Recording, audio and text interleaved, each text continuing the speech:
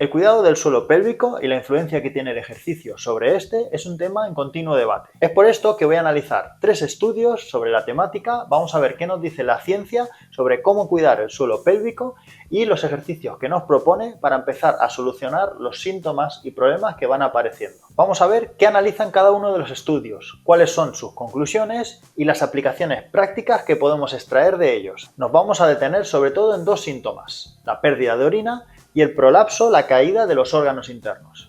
El objetivo del estudio 1 era analizar la influencia en el suelo pélvico de mujeres que realizaban entrenamiento de alta intensidad. Es un metaanálisis que incluye 6 estudios, un total de 104 mujeres con problemas de incontinencia urinaria, entre los 26 y los 40 años. Básicamente realizaron un protocolo de entrenamiento de suelo pélvico que fue entre las 8 y las 12 semanas. Lo que hacían eran entre 5 y 30 contracciones lentas y mantenidas durante 10 segundos cada día. El tiempo de relajación entre cada contracción oscilaba entre los 2 y los 10 segundos. Por otro lado, también se les pedía hacer una serie de contracciones rápidas, con más o menos una media de 120 contracciones al día. Otro protocolo que se utilizó fue una serie de 30 repeticiones donde después de cada repetición lenta se hacían 4 repeticiones rápidas y se volvía a hacer una repetición lenta. Esto se les pedía hacer en diversas posiciones, tumbadas, sentadas y de pie, y se realizó durante 3 meses de duración. Se realizaba una primera fase donde la mujer estaba tumbada y trabajaba en contracciones de 10 segundos, relajando 10 segundos, haciendo varias series de este tipo de trabajo hasta completar 20 minutos de trabajo. En la segunda fase se le pedía a la persona que ya trabajase sentada o de pie y también que variase con contracciones más rápidas. En el segundo estudio se buscaba valorar las diferencias en las mejoras en un entrenamiento de suelo pélvico cuando este era guiado y cuando era la persona la que lo hacía sin guía. Los protocolos iban entre 6 semanas y un año, realizando 2 sesiones por semana de entre 30 o 50 minutos. Como en el estudio 1, también se le pedía a las mujeres diferentes tipos de velocidades de contracción y diferentes posiciones, también tumbadas, sentadas o de pie. En este caso, también se hizo uso de las bolas chinas para generar la contracción y que fuese más eficiente. En el estudio 3 se quería valorar los peligros del trabajo de alto impacto en las mujeres y los síntomas asociados de prolapso de los órganos, de caída de los órganos internos. Entre las conclusiones del estudio 1 encontramos que las mujeres que realizan trabajo de alto impacto o alta intensidad tienen 2,7 veces más probabilidades de sufrir incontinencia urinaria. Es interesante saber que es más prevalente en mujeres jóvenes y deportistas y que tiene una tasa de síntomas de entre el 69 y el 72%. Los deportes con mayor tasa de incontinencia urinaria son el voleibol, el salto de trampolín y el running. Según la hipótesis de este estudio, los trabajos de impacto y de alta intensidad va generando un debilitamiento del suelo pélvico que va a ir provocando todos estos problemas de incontinencia urinaria, prolapso y todos otros síntomas asociados. Nos dicen que este trabajo intensivo va a generar una disminución de la fuerza máxima de contracción del suelo pélvico, con lo que esta musculatura va a dejar de dar sostén a toda la parte de los órganos y por lo tanto se van a producir estos síntomas asociados. Por suerte también descubrieron que las personas con pérdidas de orina tenían 8 veces más probabilidades de curarse haciendo trabajo de suelo pélvico que sin hacerlo. Esto nos indica la importancia del trabajo específico del suelo pélvico, sobre todo si hacemos trabajos de alta intensidad o trabajos de impacto. 5 estudios mostraron una reducción en la cantidad de pérdidas de orina y 3 estudios una reducción en la frecuencia cuando se hacían trabajos específicos de suelo pélvico. Se sabe que un tono correcto y un timing de activación correcto son un factor clave para solucionar los problemas que pueden venir derivados de un exceso de presión propio de los ejercicios de alta intensidad. En uno de los estudios se vio como solo con 6 a 12 semanas de entrenamiento con una media de 24 sesiones en total, ya hubo una reducción drástica de las pérdidas de orina por el aumento del tono de la musculatura del suelo pélvico. Un detalle interesante es que las mujeres que realizaron entrenamiento del suelo pélvico con biorretroalimentación, esto quiere decir que tenían una forma de medir lo que estaban haciendo, la cantidad de contracción que estaban haciendo, ya sea bien con las manos o bien con aparatología, tenían una tasa más alta de mejoras y de reducción de los síntomas. Esto nos indica que el biofeedback o herramientas para valorar cómo estamos contrayendo el suelo pélvico es una buena estrategia para mejorar todavía más los beneficios del tratamiento del suelo pélvico. Entre las conclusiones del segundo estudio encontramos que el trabajo de suelo pélvico supervisado es mejor que el trabajo de suelo pélvico sin supervisión. Se encontró una tasa de mejora del 61% en el grupo que estaba supervisado, con respecto a un 28% del grupo que no estaba supervisado. Sin embargo, en ambos grupos se vio una disminución significativa en la cantidad y frecuencia de las pérdidas de orina. En este estudio nos hablan de incorporar un trabajo informativo de autoconocimiento del cuerpo humano para mejorar todavía más los efectos del tratamiento. Así, en el grupo a las que las mujeres se le dio información sobre el suelo pélvico y el funcionamiento de su cuerpo, obtuvieron mejores resultados y tuvieron una mayor confianza a la hora de hacer los ejercicios que en el grupo que no recibió esa información. Por lo tanto, ya sea de forma presencial o de forma online, vale la pena recibir una sesión informativa sobre qué vas a trabajar y cómo está funcionando tu cuerpo para sacar el máximo provecho a estas sesiones de rehabilitación del suelo pélvico. En las conclusiones del estudio 3 se encontró una tasa de prevalencia de entre el 0 y el 23% en diferentes tipos de deportes, siendo los deportes de levantamiento olímpicos y trabajos de barra, tipo powerlifting, donde hay mayor incidencia de síntomas del suelo pélvico. 3 estudios analizaron los efectos de una sola sesión de entrenamiento en el suelo pélvico, observando un aumento del descenso vaginal y aumentando los síntomas de prolapso. El mayor número de casos de prolapso se dan en deportistas de halterofilia y movimientos olímpicos, en un 23%, corredoras en un 12%, deportistas de CrossFit en un 7% y triatletas en un 5%. Sin embargo, en un estudio, el prolapso de las levantadoras de peso fue un 7%, mientras que el prolapso de las personas que no hacían ejercicio fue un 21%. También, el hecho de haber parido, en 4 estudios, se asoció con mayores síntomas de prolapso. Sin embargo, la edad no se asoció a los diversos síntomas de prolapso. Después de una sola sesión de entrenamiento de alta intensidad e impacto, se encontró una reducción del 17% de la contracción máxima del suelo pélvico, cuando lo comparaban con 90 minutos de descanso. En un estudio compararon a 35 atletas de CrossFit contra 35 mujeres que no solían hacer ejercicio, después de 25 minutos de una sesión de CrossFit. Encontraron un aumento del descenso vaginal, así como una reducción de la fuerza de contracción máxima del suelo pélvico, en ambos grupos. En otro estudio se vio como las mujeres que habían parido generaban mayor presión intraabdominal durante la realización de flexiones, a diferencia de las mujeres que no habían parido, que tenían más presión intraabdominal cuando hacían wall balls o saltos. Se midió que, por ejemplo, en las sentadillas tras nuca, a medida que íbamos haciendo más repeticiones, la presión intraabdominal iba aumentando, a diferencia que el trabajo clásico de abdominales, donde la presión intraabdominal iba disminuyendo con el paso de las repeticiones. Se midió la presión intraabdominal en varios ejercicios, viéndose como las sentadillas era el ejercicio que más presión intraabdominal generaba, seguido del peso muerto, la prensa y, por último, el press de banca.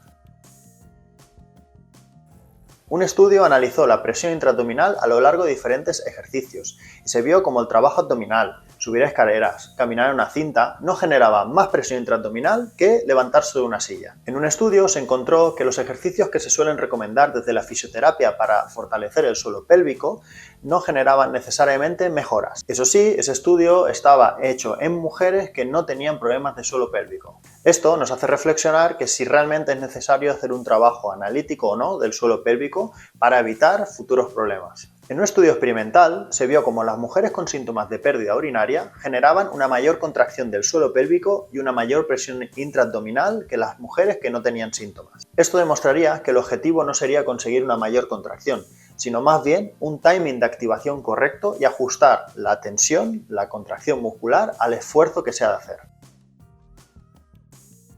Para estudiar el efecto del ejercicio a largo plazo sobre el suelo pélvico, se estudió a 35 mujeres que realizaron un plan de entrenamiento de 6 semanas en un campamento militar. Tras 6 semanas de entrenamiento, hubo un aumento de probabilidad de sufrir prolapso grado 2 en comparación con el grupo control que no realizó el entrenamiento. En otro estudio, tras 6 meses de entrenamiento del transverso abdominal y del suelo pélvico, hubo un mayor aumento de las sensaciones de prolapso y incomodidad en el suelo pélvico. Ese estudio lo realizaron sobre mujeres que habían sufrido una cirugía por prolapso. Vieron como los que trabajaban solo el suelo pélvico tenían mejoras en los síntomas comparado con estas mujeres que trabajaban el suelo pélvico más el trabajo de transverso abdominal.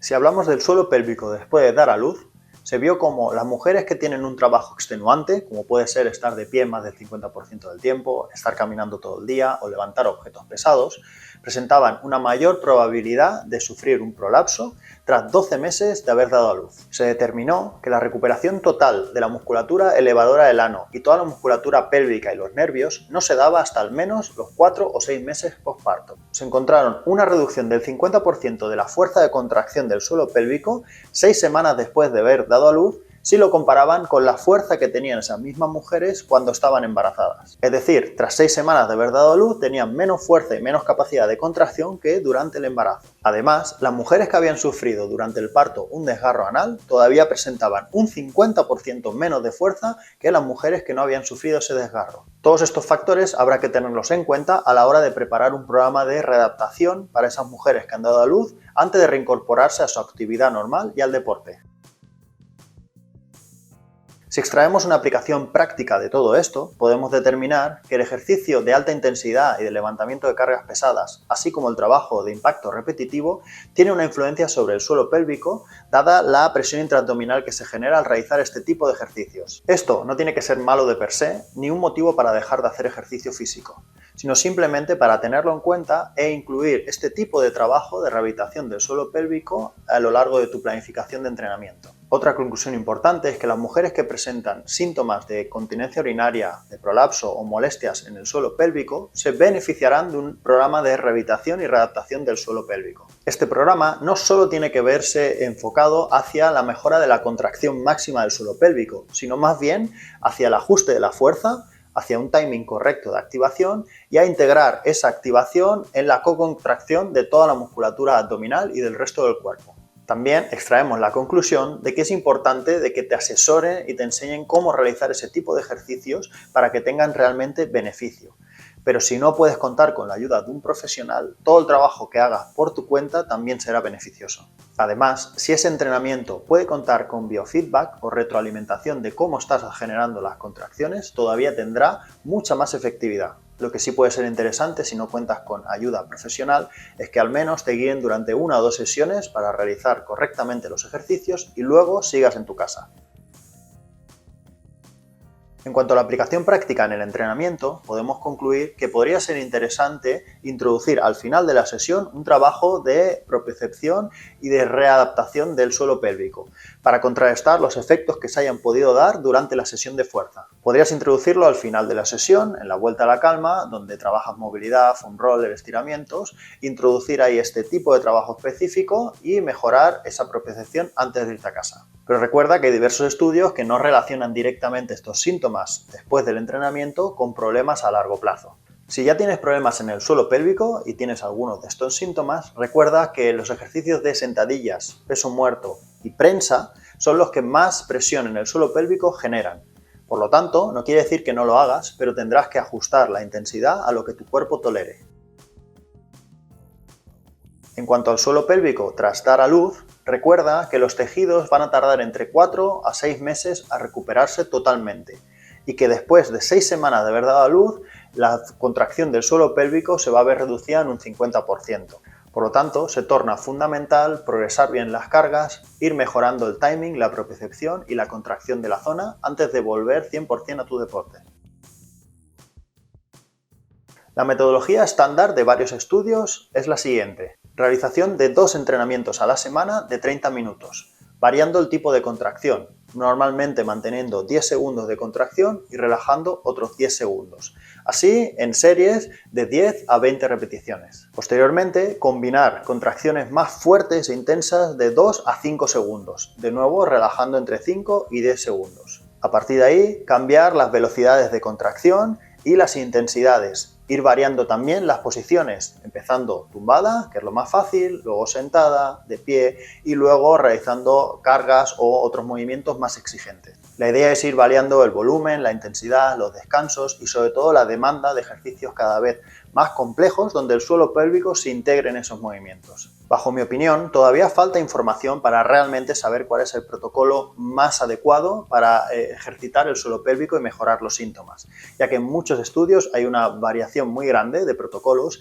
y ninguno determina cuál es el mejor. Lo que sí es importante empezar a experimentar y trabajar y ver cómo van evolucionando los síntomas y las sensaciones sobre el suelo pélvico. Al final, la experimentación personal también nos va a ayudar a determinar cuál es la mejor manera de trabajarlo. Es importante hacerse consciente que muchos estudios demuestran que mujeres y niñas no son muy conscientes de su suelo pélvico, de qué lo han de trabajar, ni de cómo funciona, ni los posibles problemas que pueden venir derivados de no trabajarlo. Así que la concienciación personal del trabajo para mantener la salud del suelo pélvico es fundamental. Es interesante que se ha visto que realizar una contracción voluntaria máxima antes de realizar un trabajo extenuante o levantar una gran carga puede reducir los síntomas de prolapso.